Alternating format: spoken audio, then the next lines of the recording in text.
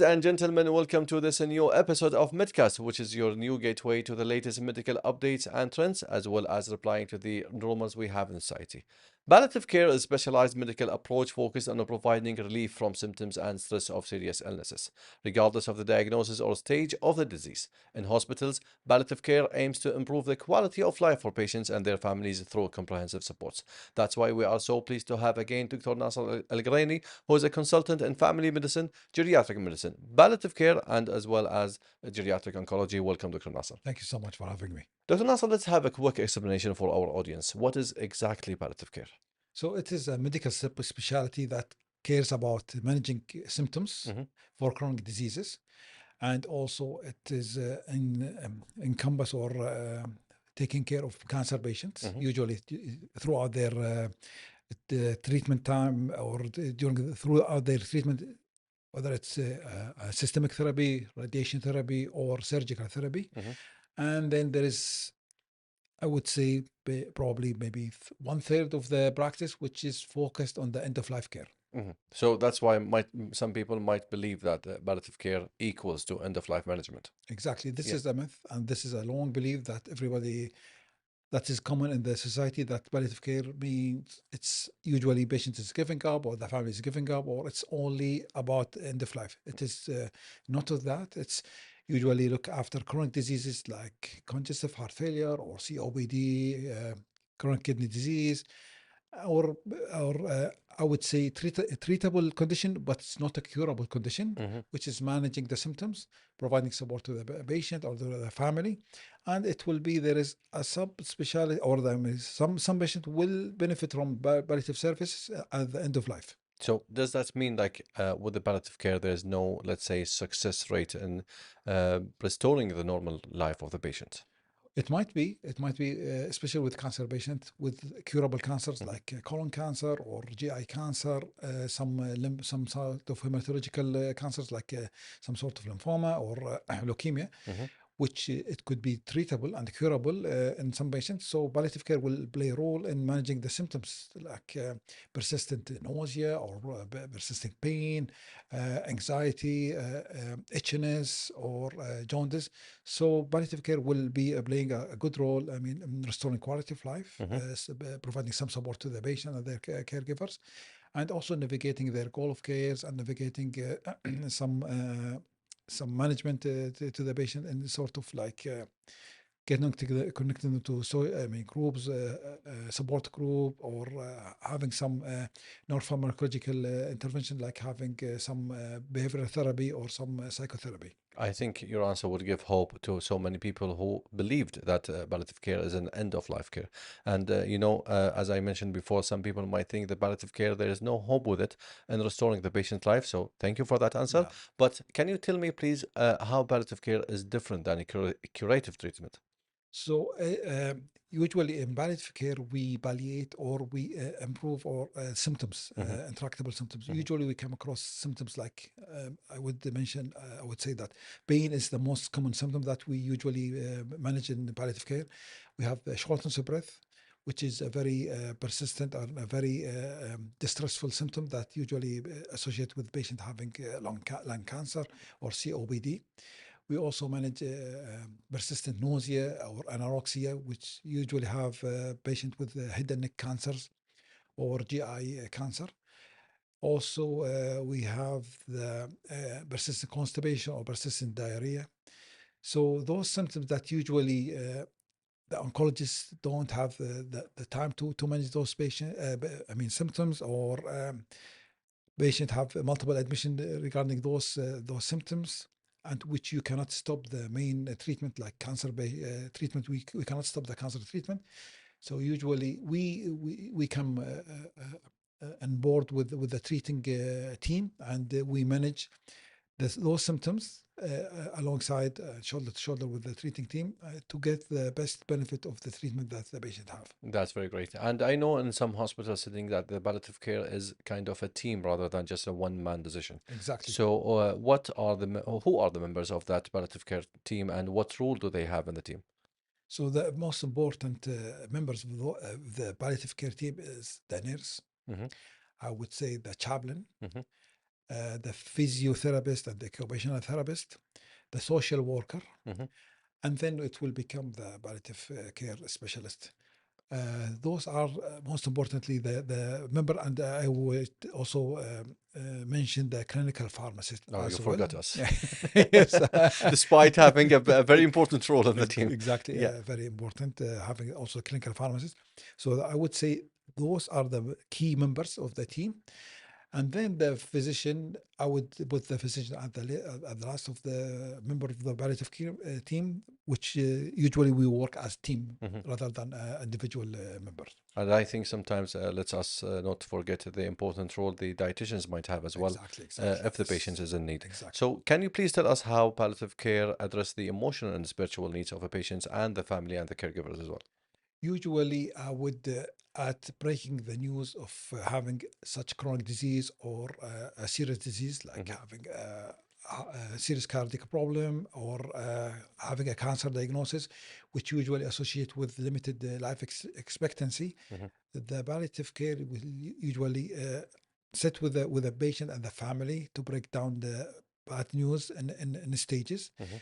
providing some support and providing the resources that they need with this bad news.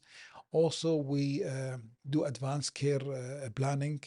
We set the goal of care, and we reshape the expectation Mhm. for the patient and their family. Mhm. And we usually give some realistic and pragmatic path to the prognosis and to their journey of the diagnosis and the treatment. And would you involve the families and the caregiver as well in the treatment plan sometimes? Yeah. Of course. Usually we share. It's a common decision to share with the family and the patient.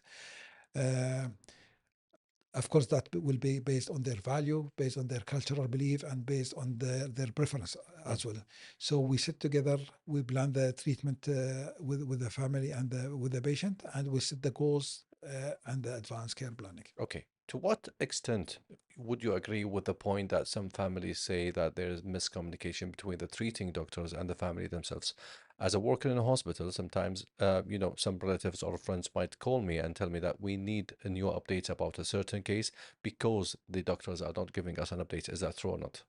I would say it is true. I get that myself before coming to the specialty with my family members. I remember with my grandfather and my grandmother, we they had a cancer diagnosis. So I would try to communicate and speak with the oncologist, but because the oncologists usually they are busy, they are seeing a high volume of patients. Hmm. So getting some information about the diagnosis, what is other alternatives, what is the options either locally or internationally. So usually you cannot get enough information from the treating physician. So I would say it is true. Hmm. I think we get some improvement with the update. I mean, with the clinical advancement, and we have a lot of now medical or high trained physicians. There is some improvement, but it's still, I would believe that there's some family they don't have enough information Yeah. about the diagnosis, what are the treatment options, what are alternatives, and how can they navigate if the patient or the family refuse to take the traditional treatment. If they want to navigate other options, they don't have enough information and resources. Okay, that's great. But sometimes, there's another myth that the families may say that if we have a good time with the doctor, they might hide some facts about the case of the patient. Is that true or not? Exactly, exactly. I would say that's true, So very would true. you do it here? Yeah, of course, I would usually schedule a whole visit Hmm.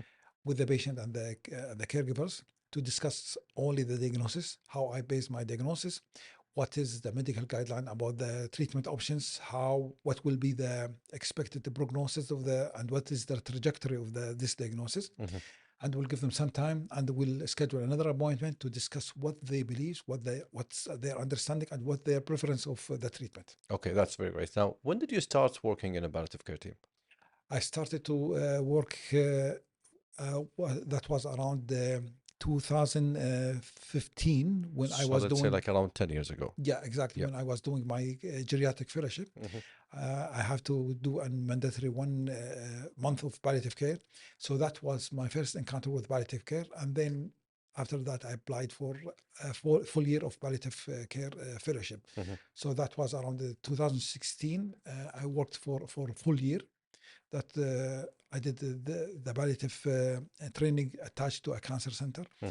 But it's not exclusively about cancer diagnosis. I did also in the Heart Institute. I came across also a patient with chronic kidney disease and some other hereditary diseases as well, and also on with the dementia patients. Okay, being responsible of a case in a palliative care setting is a piece of art because you need to deal with the patients as well as with the families and the caregiver. I know, yeah, you have enough experience to deal with the families and to give them the updates, but back in 10 years, how did you face the first case, let's say, that ended up sadly with death with the families? I need to hear the story because I know it's a bit challenging on that time as it's might becoming the first case you needed to announce, let's say, the death of the subject or the patient to the families. How did you deal with it? Was it easy? Yeah, it wasn't so easy. I can remember now a case that I came encounter that was in Ottawa in the palliative care unit. There was a lady who came with end-stage cancer diagnosis. So already it's been referred from the cancer center, and we know that she stopped all the treatment because her physical endurance and the functional capability or capacity, she cannot tolerate any systematic treatment. There is no radiation for this case, and there is no surgical intervention will be for this lady. Apart of that, she was in the late 80s of her age. So she came with her daughters, and she knew that she is about having probably between 3 to 6 weeks of life. So I saw that her daughters are coming in turns, and she had a lot or multiple grand children who visited her.